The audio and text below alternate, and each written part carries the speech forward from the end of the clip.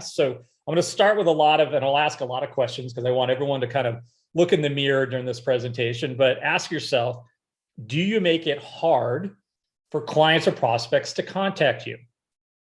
Is your website clunky or slow, outdated? Is it secure, right?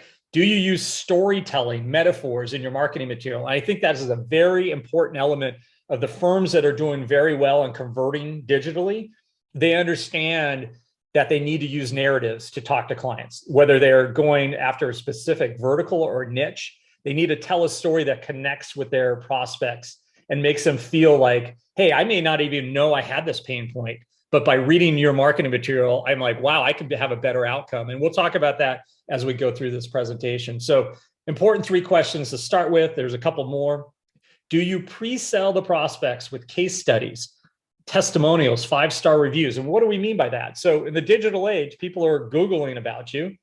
They're going to then basically interact with your brand without you even knowing it. And so what do they see there? Are they getting a great first impression? Does the marketing material you're using what we call pre-sell? Some people call this social proof.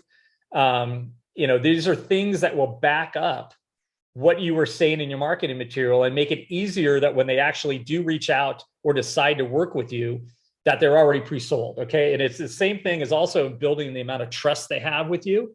I think that's important because when you start working with any new client, the goal is that they trust you, and trust is built over time. But if your marketing material and the get found stage is effective enough, you're going to pre-sell a lot of these people.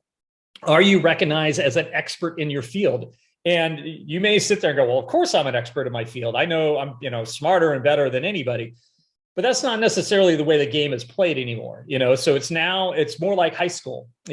Are you recognized by social media, by journalists, by your peers as being an expert in your field? And these are things that you need to use to promote your practice. And it's very important to become your own mini influencer, so to speak. So I think that's important. Sometimes people, especially in this industry or profession, are more humble and are not always out there. But the reality is you have to be to compete competitively.